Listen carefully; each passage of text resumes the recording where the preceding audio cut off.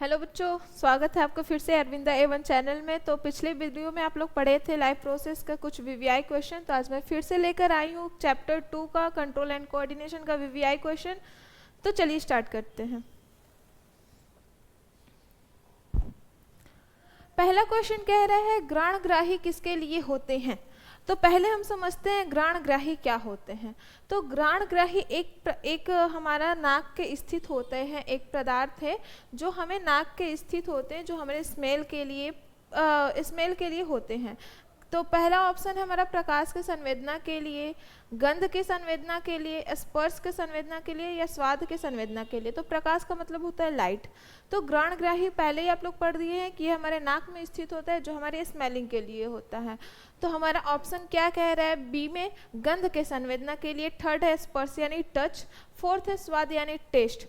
तो हमारा ऑप्शन देख रहे हैं आप लोग बी, गंध के संवेदना के लिए हमारा ग्राणग्राही होते हैं। बढ़ते हैं नेक्स्ट क्वेश्चन की ओर। सेकेंड कह रहा है शरीर में नियंत्रण व समन्वय का कार्य किसकी सहायता से होता है। समझते हैं, क्वेश्चन कह रहा है कि शरीर में नियंत्रण व समन्वय का कार्य किसकी सहायता से होता है। तो सबसे पहले समझते हैं नियंत्रण और समन्वय क्या होता है। तो नियंत्रण और समन्वय हमारे बॉडी को कंट्रोल करने के लिए होता है। एक ये ऐसी प्रक्रिया है जो हमारी बॉडी को कंट्रोल करता है तथा अन्य जीवों के तालमेल को बनाए रखता है। तो नियंत्रण एक हमारी, जैसे कि एग्जाम्पल की बात कर ले तो कंट्रोलिंग में क्या आ जाएगी, जैसे चलना, दौड़ना, रुकना, तो ये हमारी नियंत्रण में आ जाएगी। समन्वय का मतलब होता है उत्तेजित होना, ठीक है, ये उत्तेजित होने का कार्य करता है। तो हमारा क्या कह रहा है, पहला कौन सी सहायता से होता है, तो हार्मोन द्वारा, मस्तिष्क तंत्रिका तंत्र द्वारा, पेशी ऊतक द्वारा या उपयुक्त सभी। तो हमारा राइट आंसर होगा उपयुक्त सभी। ये सभी कार्य हमारे क्या करते हैं, सहायता करते हैं नियंत्रण और समन्वय में। बढ़ते हैं नेक्स्ट। तंत्रिका तंत्र की रचनात्मक एवं क्रियात्मक इकाई कौन सी है। तंत्रिका तंत्र की रचनात्मक एवं क्रियात्मक इकाई कौन सी है। तो ऑप्शन ए है न्यूरॉन, बी है तंत्रिकाएं, थर्ड है गैग्लियन और फोर्थ है उपयुक्त सभी। तो सबसे पहले समझते हैं न्यूरॉन क्या है। न्यूरॉन एक हमारा तंत्रिका कोशिका होता है, ठीक है, जो हमारे तंत्रिका तंत्र का एक मूलभूत इकाई है, जिससे हमारी मस्तिष्क और रीढ़ की हड्डी को जोड़ने का कार्य करता है। तंत्रिका ये भी एक कोशिका है। गैग्लियन जो है वो हमारा एक कह सकते हैं कि ये हमारे हाथ में एक सिस्ट टाइप का होता है, जिसे हम नाभि भी अरे पॉज करो यार, ठीक है। तंत्रिका एक हमारा कोशिका होता है, न्यूरॉन हमारा भी एक तंत्रिका कोशिका होती है, ये हमारी तंत्रिका कोशिका की मूलभूत इकाई होती है। और न्यूरॉन एक हमारा सिस्ट होता है, ये हमारी नाभि को और क्या बोलते हैं यार भाषा में, हाँ नाभि,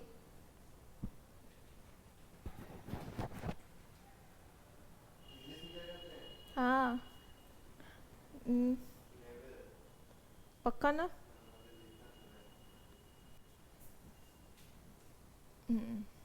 सही है। एक मिनट, किसका फोन आ गया,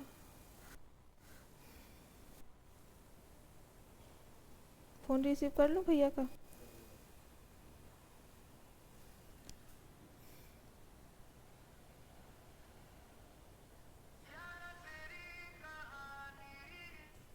हेलो, हाँ मम्मी, क्लास में है, बोलो। बाबू घर पे होगा। क्या, हाँ कोई काम था, ठीक।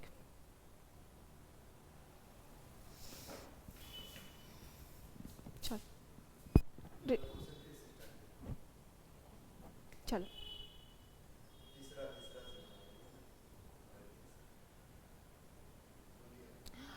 तंत्रिका तंत्र की रचनात्मक एवं क्रियात्मक इकाई कौन सी है। तो न्यूरॉन, ऑप्शन ए कह रहा है न्यूरॉन, बी कह रहा है तंत्रिकाएं, थर्ड है हमारा गैग्लियन, फोर्थ है उपयुक्त सभी।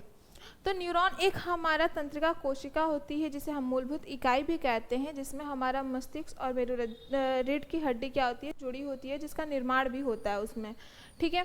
बी है हमारा तंत्रिका, ये भी तंत्रिका कोशिका है। गैंग्लियन जो है वो हमारा ग्रंथि है, नाड़ी ग्रंथि जिसे हम कहते हैं, इसमें हमारा शिष्ट भी होता है। फोर्थ है हमारा उपयुक्त सभी, तो हमारा रचनात्मक एवं क्रियात्मक इकाई जो है वो हमारा न्यूरॉन है। ठीक है, न्यूरॉन ही है जिससे हमारा तंत्रिका तंत्र का रचनात्मक एवं क्रियात्मक इकाई होती है, जिसमें हमारी तंत्रिका कोशिका का निर्माण होता है। बढ़ते हैं नेक्स्ट क्वेश्चन की तरफ। फोर्थ कह रहे स्वाद की ग्राहियों का क्या कहते हैं। स्वाद की ग्राहियों को क्या कहते हैं। ग्राहियों का मतलब होता है ग्रहण करना। ठीक है, कोई भी चीज को हम ग्रहण करते हैं। स्वाद की ग्राहियों को क्या कहते हैं, तो स्वाद का मतलब होता है टेस्ट। रस संवेदी ग्राही, घ्राण ग्राही, ध्वनि ग्राही या ताप ग्राही। तो सबसे पहले आप लोग पढ़े थे रस संवेदी ग्राही। रस संवेदी ग्राही का मतलब होता है कि कोई भी चीज को हम ग्रहण करते हैं रस के फॉर्म में। घ्राण ग्राही जो होते हैं वो हमारे नाक में स्थित होते हैं। ध्वनि ग्राही जो हमारे कंठ में होते हैं, जिससे हम ध्वनि यानी आवाज को। फोर्थ है हमारा ताप यानी टेम्परेचर को ग्रहण करते हैं। तो स्वाद के ग्राहियों को कौन हमारा ग्रहण करता है, तो रस संवेदी ग्राही ग्रहण करता है। ठीक है, पढ़ते फिफ्थ क्वेश्चन की तरफ। तो कह रहे हैं नलिका विहीन ग्रंथियों को क्या कहते हैं। नलिका विहीन ग्रंथि, तो सबसे पहले समझिए नलिका विहीन ग्रंथि है क्या। तो नलिका विहीन ग्रंथि का मतलब होता है ऐसी ग्रंथि जिसमें कोई नलिका नहीं हो, नली कोई भी उपस्थित नहीं है, वो डायरेक्ट हमारा ब्लड में वो संचारित हो जाता है। ठीक है, तो पाचक ग्रंथि, इसमें हमारी ग्रंथि उपस्थित होती है। बी कह रहे हैं अंतःस्रावी ग्रंथि, ये। थर्ड है बाह्य स्रावी ग्रंथि, इसमें भी है। और अश्रु ग्रंथि। अश्रु ग्रंथि का मतलब होता है कि आंखों से निकलने वाला आंसू, जिसमें हमारे आंख को वो प्रोटेक्ट करता है, चिकनाई बनाता है, जिसे हम लैक्रिमियल भी कहते हैं, लैक्रिमियल ग्रंथि भी कहते हैं। तो हमारा आंसर होगा अंतःस्रावी ग्रंथि। सेवेंथ है कोई भी सूचना एक तंत्रिका कोशिका में किसके द्वारा उपार्जित होती है। कोई भी सूचना एक तंत्रिका कोशिका में किसके द्वारा उपार्जित होती है। ऑप्शन है तंत्रिकाक्ष, दूसरा है केंद्रक, थर्ड है द्रोमाकृतिक सिरे, फोर्थ है ए और बी दोनों। तो तंत्रिकाक्ष का मतलब होता है कि बिना सिरे का। ठीक है, जिसमें ये एक हमारा न्यूरॉन का हिस्सा है तंत्रिकाक्ष। केंद्रक, ध्रुमाकृतिक सिरे, ध्रुमाकृतिक सिरे का मतलब यह एक हमारा प्रतिरक्षी कोशिका है जो हमारे आने वाले रोगों को वो पहचान लेता है। तो हमारा आंसर राइट होगा सी। 8 क्वेश्चन कह रहा है दोनों तंत्रिका कोशिका के मध्य खाली स्थान को क्या कहते हैं। दुमिका, यहाँ द्रुमिका होगा ना कि दुमिका होगा। ठीक है, तो हम अगर लिख दें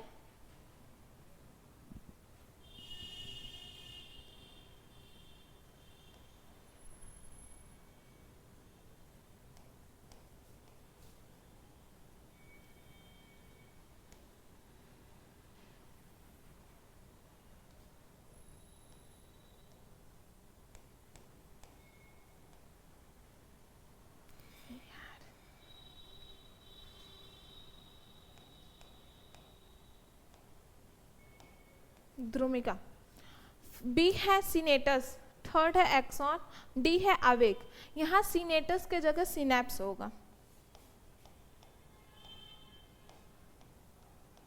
सिनेप्स आधा ये प है।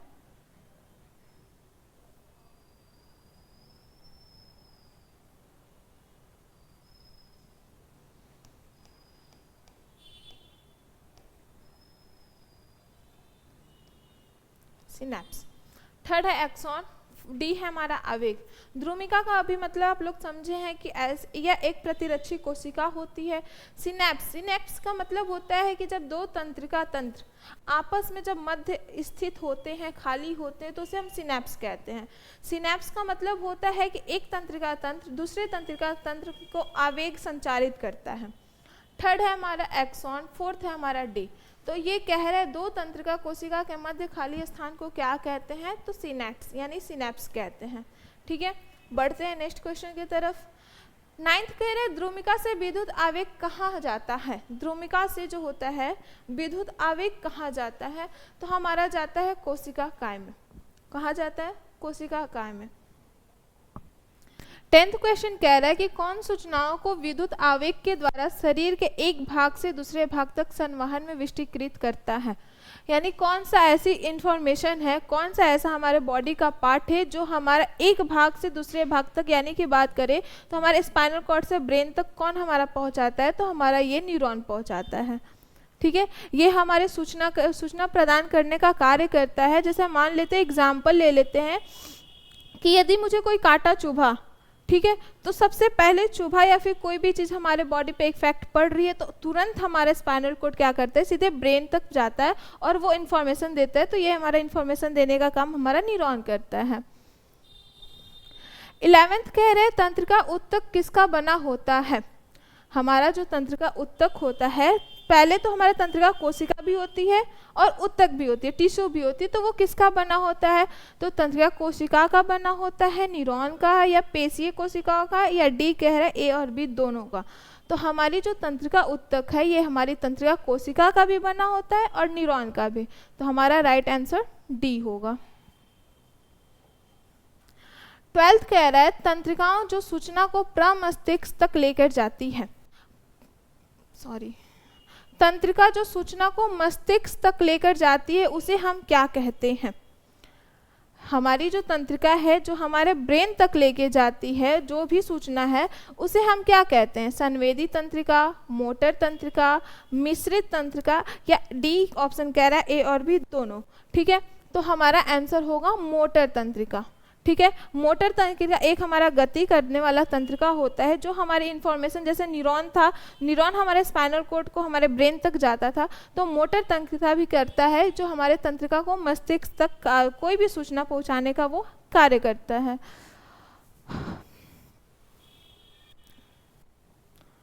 13 है मस्तिष्क का कौन सा भाग बुद्धिमत्ता का केंद्र है। इंटेलिजेंसी का कौन सा ऐसा सेंटर है, मस्तिष्क का कौन सा भाग है, तो अनुमस्तिष्क को हम पक्ष मस्तिष्क भी कहते हैं, जो हमारे बॉडी को संतुलन करने का ये कार्य करता है। पोन्स जो है, पोन्स हमारा ब्रेन का भी एक हिस्सा है जो हमारे रीढ़ की हड्डी और मस्तिष्क को जोड़ने का कार्य करता है। प्रमस्तिष्क में हमारी स्मृति यानी याद रखने की क्षमता, हमारी सोचने की, हमारे सूचनाओं देने की क्षमता हमारा प्रमस्तिष्क का कार्य करता है। ये ब्रेन का हमारा सबसे बड़ा हिस्सा होता है। मेडुला ऑब्लिंगेंटा ये हमारे ब्रेन का सबसे निचला हिस्सा होता है। तो हमारा बुद्धिमत्ता का भाग जो होता है यानी स्मृति वाली जो भाग होती है तो वो हमारा प्रमस्तिष्क का कार्य करता है। नेक्स्ट है क्वेश्चन 14, कौन सी तंत्रिका सूचनाओं को मस्तिष्क से प्रभावित अंग तक लेकर जाती है। कौन सी सूचना, तो कौन सी तंत्रिकाएं सूचना को मस्तिष्क से प्रभावित अंग तक लेकर जाती है। ऑप्शन ए है संवेदी, बी है मोटर, थर्ड है मिश्रित, या डी है ए और बी दोनों। तो इससे पहले आप लोग क्वेश्चन पढ़े हैं, उसमें ये तीनों ऑप्शन था। संवेदी तंत्रिका भी था जो हमारे स्पर्श होने पे पता चलता था, मोटर यानी गति करने वाली जो तंत्रिका होती है जो हमारे इंफॉर्मेशन पहुंचाती है, मिश्रित यानी कि दो हमारे जो संवेदी और मोटर दोनों की तंत्रिका को मिश्रित होती है, और डी हमारी ये दोनों। तो डी वाले ऑप्शन सही है, ए और बी दोनों होती हैं तंत्रिका। संवेदी तंत्रिका भी होती है और मोटर तंत्रिका भी होती है जो तंत्रिका सूचनाओं को मस्तिष्क तक प्रभावित अंग है जो लेकर जाती है। मस्तिष्क का कौन सा भाग शरीर के संतुलन को नियंत्रित एवं समन्वयित करता है। तो इससे पहले वाले क्वेश्चन में देखे होंगे कि प्रमस्तिष्क जो होता है वो हमारी स्मृति के लिए होता है, याद करने की क्षमता के लिए होता है। अनुमस्तिष्क यानी जो पक्ष मस्तिष्क होता है वो हमारे ब्रेन को नियंत्रित करता है, हमारे बॉडी को नियंत्रित करता है। ठीक है, तो इसका आंसर होगा अनुमस्तिष्क। 16 कह रहे हैं जो प्रक्रम आगम संकेतों का पता लगाने तथा उसके अनुसार निर्गम क्रिया को कार्य करने का कार्य करता है, इस तरह के संबंधन को क्या कहते हैं। कह रहा है कि जो प्रक्रम आगम संकेत, आगम का मतलब पहले ही संकेत दे देता है, ठीक है, पता लगाने के अनुसार निर्गम क्रिया को करने का कार्य करता है, इस तरह के संबंधन को क्या कहते हैं। विद्युत चाप, प्रतिवर्ती चाप, मोटर चाप, या उपयुक्त सभी। तो हमारा आंसर होगा प्रतिवर्ती चाप। विद्युत चाप नहीं, क्योंकि विद्युत चाप एक हमारा उसमें हमारे करंट फ्लो नहीं होता है।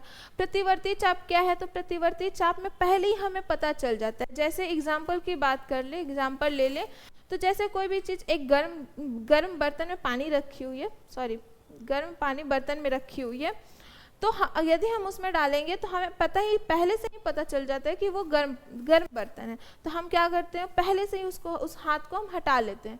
तो हमारी आंसर होगी प्रतिवर्ती चाप।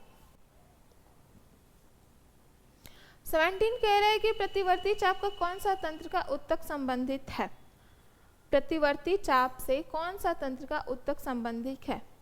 मस्तिष्क, मेरुरज्जु, मेडुला ओब्लंगेटा या अनुमस्तिष्क। तो मस्तिष्क हमारा नहीं है, हमारा आंसर है मेरुरज्जु, स्पाइनल कोड। ठीक है, मेडुला ओब्लंगेटा भी ये हमारा एक ब्रेन का हिस्सा है और अनुमस्तिष्क भी हमारा एक ब्रेन का ही हिस्सा है। तो हमारा प्रतिवर्ती चाप का तंत्र का उत्तक है मेरुरज्जु। 18 कह रहा है कि केंद्रीय तंत्रिका तंत्र कौन बनाता है। कह रहा है केंद्रीय तंत्रिका तंत्र कौन बनाते हैं? मस्तिष्क, मेरुरज्जु, मेडुला या ए और बी दोनों। तो केंद्रीय तंत्र को बनाने में हमारा मस्तिष्क भी हेल्प करता है और हमारा स्पाइनल कोड भी हेल्प करता है। तो ऑप्शन हमारा डी होगा। ठीक है, 19 क्वेश्चन कह रहा है कि केंद्रीय तंत्रिका तंत्र तथा शरीर के अन्य भागों में संचार को कौन सुगमता प्रदान करता है। सुगमता का मतलब होता है इजीली हमारे इजी वे में कौन सा शरीर का अन्य भाग है जो संचार को हमारा पहुंचाता है, लेके जाता है। तो वो है हमारा पहला ऑप्शन कह रहा है पक्ष मस्तिष्क, बी कह रहा है परिधीय तंत्रिका तंत्र, सी कह रहा है पेशीय तंत्र, डी कह रहा है क और ख दोनों। तो हमारा जो केंद्रीय तंत्रिका तंत्र है वो हमारा संचार प्रदान करता है परिधीय तंत्रिका तंत्र। परिधीय तंत्रिका तंत्र एक ऐसी तंत्र है, एक ऐसी प्रक्रिया है जिसमें जो होते हैं वो कोई भी इसे हम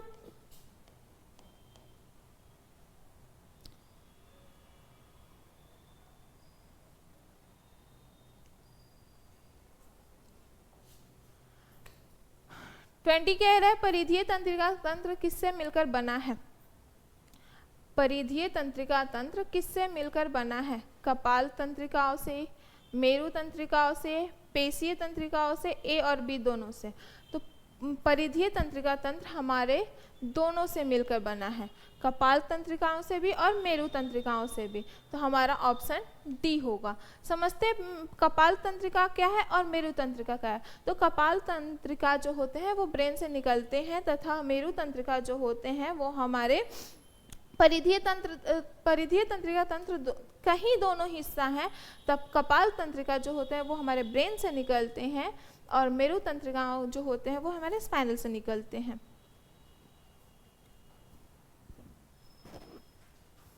फिर कह रहे हैं तंत्रिका तंतु की उत्पत्ति किस प्राथमिकता उत्तक द्वारा होती है। तो ये हमारा इंडोडर्म किस उत्तक द्वारा होती है। तो हमारा इंडोडर्म उत्तक द्वारा होती है।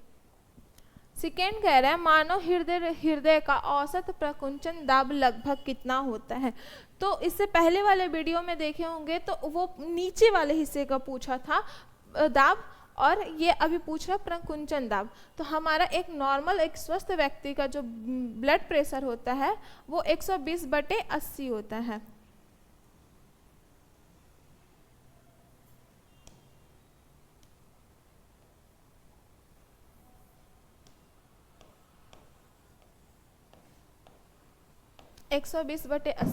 तो हमारा ऑप्शन ए राइट होगा।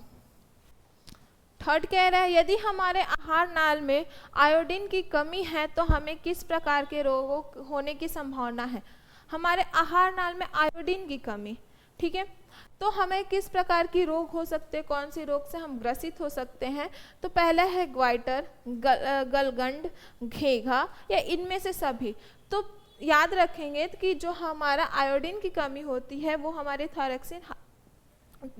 थायरॉक्सिन हार्मोन्स होते हैं उससे होते हैं। तो वो आयोडीन की यदि कमी हो जाए तो हमें ये तीनों रोग हो सकते हैं।